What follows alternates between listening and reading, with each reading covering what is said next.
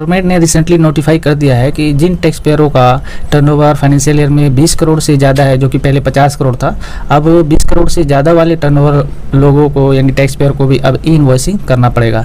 यानी कि अब उनको भी अपना जो टैक्स इन्वॉइस है जीएसटी को वो ई इन्वॉइस के थ्रू करना पड़ेगा, जनरेट करना पड़ेगा। तो जब ये टैक्स पेयर अपना ई इन्वॉइस करेंगे ऑन पोर्टल पे, तो वो सारी चीज़ें कैसे काम करेगी, कैसे रिफ्लेक्ट होगा, क्या चीज़ होगा, कैसे GSTR 1 बदलेगा, इसके कारण ये सारी चीज़ों को लेकर पोर्टल पे एक एडवाइजरी इशू कर दी गई है। आप अपने सामने स्क्रीन पे देख पा रहे हैं, ये एडवाइजरी पोर्टल पे आ गई है कि सारी चीज़ें कैसे काम करेगी।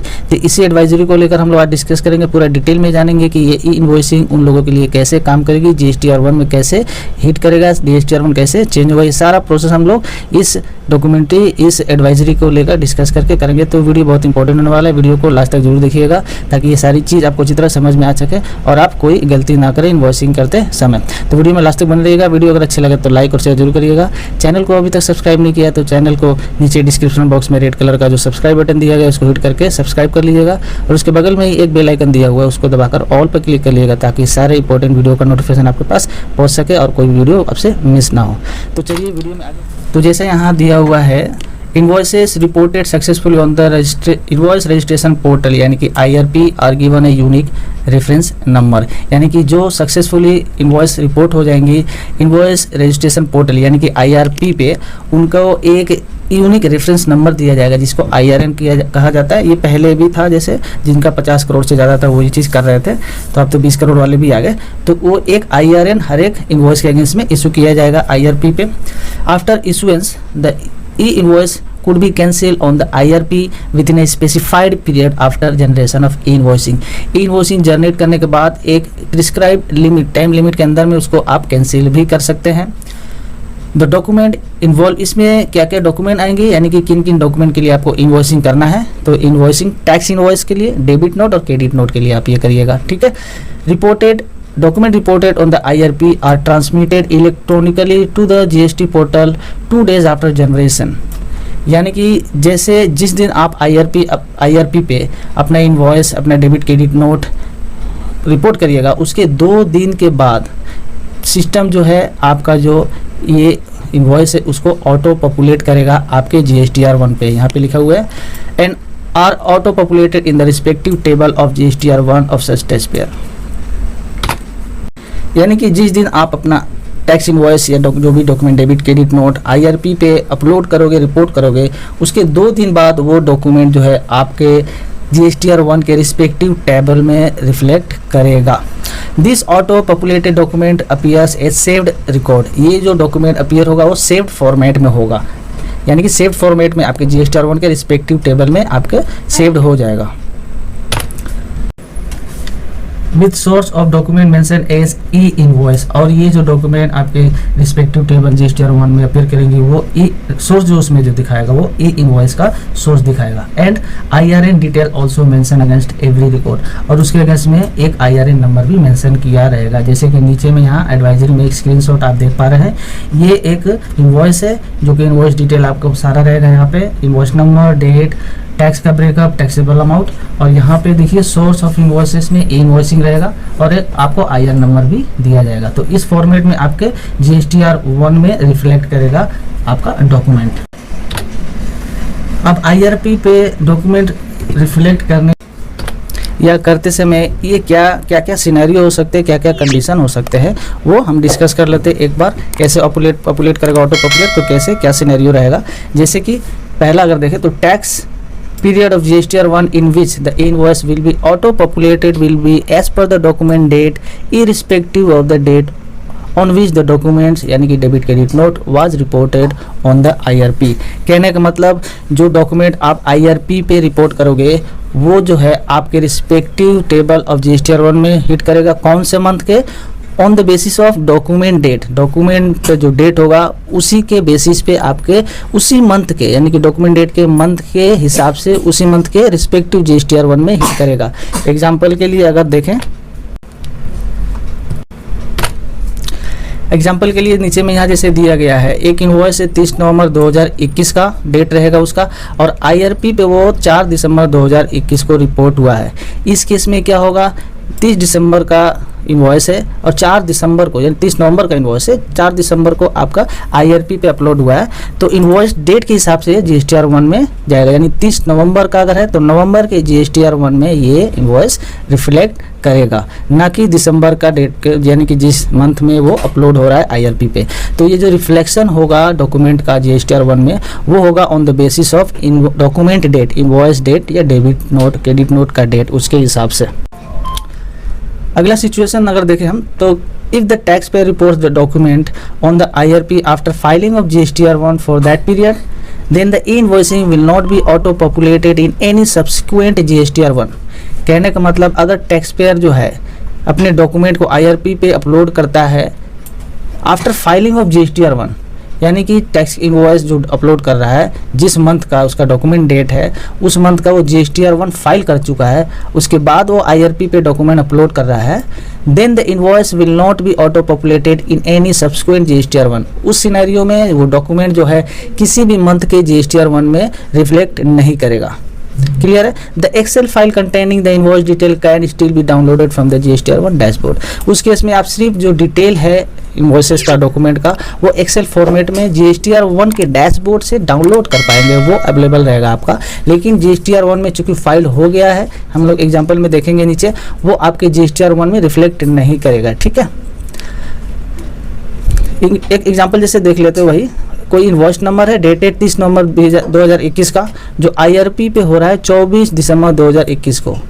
30 नवंबर का इनवॉइस डेट है, 24 दिसंबर को, अगले मंथ के 24 दिसंबर को IRP पे जा रहा है। लेकिन इसमें क्या है, the GSTR 1 for November was already filed by 10 दिसंबर, यानी कि GSTR 1 जो नवंबर का डेट है, नवंबर का इनवॉइस डेट है, नवंबर का जो इनवॉइस का आउटवर्ड सप्लाई का जो रिटर्न है GSTR 1 ऑलरेडी फाइल हो गया 10 तारीख के पहले, 10 दिसंबर के पहले। तो इस केस में क्या होगा, इस केस में होगा जो आपका इनवॉइस है किसी भी, यानी कि नवंबर का इनवॉइस डेट के हिसाब से GSTR 1 में जाना था, चूंकि फाइल हो गया है GSTR 1, अब वो किसी भी GSTR 1 में रिफ्लेक्ट नहीं करेगा। इस सिनेरियो में आप सिर्फ इस इनवॉइस का डिटेल एक्सेल फॉर्मेट में GSTR 1 के डैशबोर्ड से डाउनलोड कर पाओगे अब, लेकिन आपके GSTR 1 में हिट नहीं करेगा, सिर्फ आपके डाउनलोड करने के लिए ऑप्शन अवेलेबल रहेगा। अब तीसरा सिनेरियो क्या हो सकता है, जैसे कि if the tax payer reports the document on the IRP manually entering the document in GSTR 1, then the manual enter data will not be override even if the GSTR 1 is not filed। यानी कि अगर आप GSTR 1 में अपने invoice के detail को, document detail को manually enter करते हैं, उसके बाद आप डॉक्यूमेंट को IRP पे अपलोड करते हैं, तो आपका जो मैनुअली एंटर डाटा है GSTR 1 में वो ओवरराइट नहीं होगा। The manually enter data will not be overwritten even if the GSTR 1 is not filed. भले ही आपका GSTR 1 फाइल नहीं हुआ है, लेकिन चूंकि आपने मैनुअली एंटर किया है GSTR 1 में, उसके बाद आप अपने डॉक्यूमेंट को IRP पे अपलोड कर रहे हैं, तो उस केस में आपका जो मैनुअली एंटर डाटा है GSTR 1 में वो ओवरराइट नहीं होगा। The Excel file containing the invoice detail can still be downloaded from the GSTR 1 dashboard of the tax period to which the document pertaining to. इस case में आपका वही Excel file में आपका जो इनवॉइस पे डालोगे IRP पे, वो एक्सेल फॉर्मेट में आप आपके GSTR 1 के डैशबोर्ड से डाउनलोड कर पाओगे, लेकिन आपका जो डाटा है वो ओवरराइट नहीं होगा।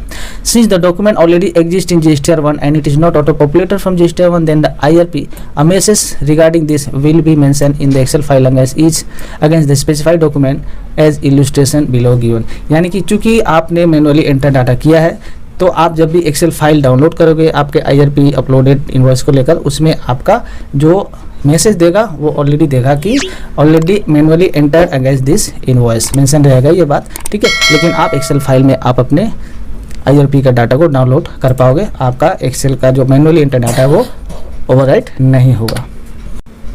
इसको एग्जांपल से समझ लेते हैं। देखिए, जैसे कि 15 नवंबर का इनवॉइस है, 15 नवंबर 2021 का, जो कि 20 नवंबर 2021 को IRP पे अपलोड हुआ है। However the tax pair had already manually entered invoice on 15 November 2021 in GSTR 1 before 20 नवंबर 2021। यानी कि 15 नवंबर का इनवॉइस डेट है, 20 नवंबर को आपने IRP पे अपलोड किया, लेकिन उसी दौरान 15 नवंबर को आपने उसको अपने GSTR 1 में मैनुअली एंटर किया है। तो आपका इस केस में डाटा जो है मैनुअली एंटर डाटा है, और आप 15 तारीख को मैनुअली एंटर किया और 20 को IRP पे अपलोड कर रहे हो, तो आपका मैनुअली एंटर 15 तारीख को जो आपने एंटर किया है वो ओवरराइट नहीं होगा। In this case the invoice enter manually GSTR 1 will not be overwritten and could be viewed in the Excel file. इस केस में भी आपको एक्सेल फाइल डाउनलोड कर पाओगे, आप देख पाओगे। तो ये सारे सिनेरियो हो सकते हैं जब आप अपने आईआरपी पे डॉक्यूमेंट को अपलोड करोगे, मीनवाइल आप उसको मैनुअली एंटर करोगे तो किस सिचुएशन में क्या रिजल्ट होगा, क्या कॉन्सिक्वेंट होगा, ये सारी बातें हैं जो कि आपको ध्यान में रखनी होगी। अगला जो है supplies reported in the invoices are auto populated in the following table of GSTR one. ये आपको पहले भी पता होगा अगर आप जीएसटीआर1 फाइल करते हैं तो, कि किस टाइप के सप्लाई किस टेबल में रिफ्लेक्ट करता है। देखिए टाइप ऑफ सप्लाई यहाँ पे दिया हुआ है और ऑटो पॉपुलेटेड टेबल दिया हुआ है। Taxable outward supply made to registered person other than RCM, वो आपका B2B में 4A टेबल में रिपोर्ट होता है। Taxable outward supply made to registered person attracting मतलब रिवर्स चार्ज आरसीएम वाला, वो B2B के 4B में रिपोर्ट होता है, रिफ्लेक्ट करता है supply attracting tax on reverse charge में। अगला है एक्सपोर्ट सप्लाई, कहाँ रिफ्लेक्ट करता है, वो एक्सपोर्ट वाला करता है 6A एक्सपोर्ट का टेबल में ऑफ जीएसटीआर1।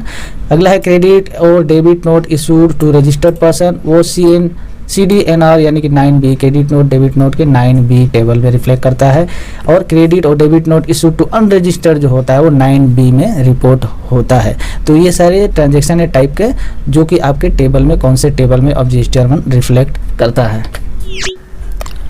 अगला है GST system aggregate the item level details reported in the invoicing at rate level for the purpose of auto population into GSTR one. GSTR one में ऑटो पॉपुलेशन के लिए रेट वाइज जो है आपका लेवल में एग्रीगेट करता है system. For the record auto populated GSTR one on the basis of invoicing the following additional information भी दिया जाएगा, जो कि सोर्स दिया जाएगा इनवॉइसेस का, इनवॉइसिंग का है या मैनुअली है, वो इनवॉइस रेफरेंस नंबर यानी कि IRN नंबर रहेगा और invoice reference date IRN date भी उसमें रहेगा। अब जहाँ तक कैंसिलेशन ऑफ इनवॉइसिंग जो कि ऑलरेडी आईआरपी पे अपलोड हुआ है उसकी बात है, तो देख लेते हैं कि उसके बारे में क्या होता है। Document reported earlier on the in IRP can be cancel with in a specified period on the IRP. जो आईआरपी पर अपलोड हुआ है वो स्पेसिफाई एक निश्चित टाइम के अंदर में कैंसिल किया जा सकता है। Upon cancellation, the cancellation data flows to GST system and on the cancelled document which were appearing a saved document in GSTR1 are deleted from the GSTR1। Cancel करने के बाद जो कि GSTR1 में सेव्ड डाटा होते हैं IRP के through जो जाते हैं वो ऑटो कैंसिल हो जाएंगे, वहाँ से डिलीट हो जाएंगे, रिस्पेक्टिव टेबल से हट जाएंगे और वो जो स्टेटस है उसका वहाँ पे कैंसिल आ जाएगा, सेव्ड से वहाँ पे कैंसिल्ड वहाँ पे अपडेट होकर उसका स्टेटस दिखाई देगा। In the following scenario the document status is updated in the Excel file upon cancellation on IRP even if no further action is possible in GSTR1। आपका एक्सेल फाइल जो download करेंगे उसमें आपका जो कंडीशन उसका status जो है वो मेंशन कर दिया जाएगा, सेव्ड से कैंसिल, ठीक है, ये आपको कर दिया जाएगा वहाँ पे। ये क्या क्या वहाँ पे आपको स्टेटस दिएगा, GSTR1 is already filed, document entered, edited manually by the taxpayer, document edited by the taxpayer, document not auto populated due to error in auto population। ये आपका जो डॉक्यूमेंट का स्टेटस है वहाँ पे आपको एक्सेल फाइल में दे दिया जाएगा, जहाँ से आप अच्छी तरह से क्लियरली आप ये देख पाओगे कि आपका डॉक्यूमेंट का स्टेटस क्या है। और जैसा मैंने बताया आपको कि आप ये सारा डाटा जो IRP पे आप अपलोड करोगे वो आप एक्सेल फॉर्मेट में डाउनलोड कर पाओगे अपने GSTR1 के डैशबोर्ड से, जहाँ पे आपको ये ऑप्शन दिया रहता है download details from invoicing Excel button का, वो आप वहाँ से क्लिक करके डाउनलोड कर पाओगे। और नीचे जो दिया हुआ है जो आप डॉक्यूमेंट डाउनलोड करोगे एक्सेल फाइल में, ये सारा डिटेल आपके पास रहेगा। और जैसे मैंने बताया ये सब रेफरेंस नंबर वगैरह सब रहेगा, आपका IRN नंबर, IRN डेट वगैरह, और स्टेटस भी दिया जाएगा। स्टेटस क्या है आपका, auto populated, deleted, auto population fail, deletion fail वगैरह, ये सारा आपको स्टेटस दिया रहेगा, ठीक है। अगला जो यहाँ पे आपको वहाँ पे दिया रहेगा वो है tax payers can use this link, यानी कि बता रहा है इस एडवाइजरी में कि आप ये ई इनवॉइस डाउनलोड हिस्ट्री का, ये आपको पता ही पहले से ये ऑप्शन दिया रहता है जहाँ से आप डाउनलोड कर पाओगे एक्सेल फाइल को। और यहाँ पे जितनी बार आप डाउनलोड करोगे वहाँ पे आपका यहाँ पे हिस्ट्री का एक ऑप्शन रहता है, इनवॉइसिंग डाउनलोड हिस्ट्री, जहाँ से आप देख सकते हो, ये स्क्रीनशॉट दिखाएगा, इस हिसाब से देख सकते हो आपने कब कब डाउनलोड किया है, कौन कौन सा फाइल। यहाँ पे नीचे में हमेशा आपको ये GSTR1 का डैशबोर्ड पे ये एक ऑप्शन दिया रहता है download detail from invoicing Excel file, यहाँ से डाउनलोड कर, जितने बार डाउनलोड होता है उतने बार यहाँ पे आपका ये रिकॉर्ड आ जाता है, जहाँ पे आप वहाँ से देख पाओगे कि लास्ट डाउनलोडेड कब हुआ है और कितनी बार हुआ है। तो फ्रेंड्स ये सारा कुछ था इस एडवाइजरी के बारे में जो GSTR1 के में रिफ्लेक्ट करेगा IRP के थ्रू, क्योंकि अब ज़्यादा टैक्स पेयर अब इनवॉइसिंग के दायरे में आ चुके हैं और धीरे धीरे गवर्नमेंट का ये स्टेप रहेगा, ये कोशिश रहेगी कि मैक्सिमम टैक्स पेयर को इनवॉइसिंग के दायरे में लाया जाए, ताकि एक्यूरेसी जो है इनवॉइसिंग का वो प्रॉपर हो सके, GST का वर्किंग टोटल GST का सिस्टम प्रॉपरली एक मैनेज तरीके से चल सके। तो ये सर एडवाइजरी के बारे में, आई होप ये आपका इनवॉइसिंग अगर नहीं है, आप इस नया अपडेट के बाद आपका 20 करोड़ से ऊपर का टर्नओवर है, तो अब इनवॉइसिंग आपको अगर करना है तो ये सारी बातें आपको ध्यान में रखनी होगी। आई होप आपको कुछ चीज़ें और इस नए प्रोसीड्योर एडवाइजरी के बारे में समझ में आई होगी, इन्वॉइसिंग के लिए क्या क्या करना होगा, क्या नहीं करना होगा। तो फ्रेंड बस इस वीडियो में यहीं तक। आई होप आपको चीज़ें समझ में आ गई होगी। वीडियो अगर अच्छी लगी है तो लाइक शेयर जरूर करिएगा। चैनल को सब्सक्राइब किया नहीं है तो नीचे में रेड बटन का जो दिया हुआ है सब्सक्राइब बटन, उसको दबाकर सब्सक्राइब जरूर कर लीजिएगा। बगल में जो बेल आइकन है उसको दबाकर ऑल पर क्लिक कर लीजिएगा, ताकि आने वाले ऐसे इंफॉर्मेटिव वीडियो और अपडेट का वीडियो आपका नोटिफिकेशन आपके पास मिल सके और आप वीडियो कोई भी मिस ना कर पाए, कोई भी अपडेट आपसे मिस ना हो जाए। तो फ्रेंड वीडियो को यहीं पे खत्म करते हैं। Thanks for watching.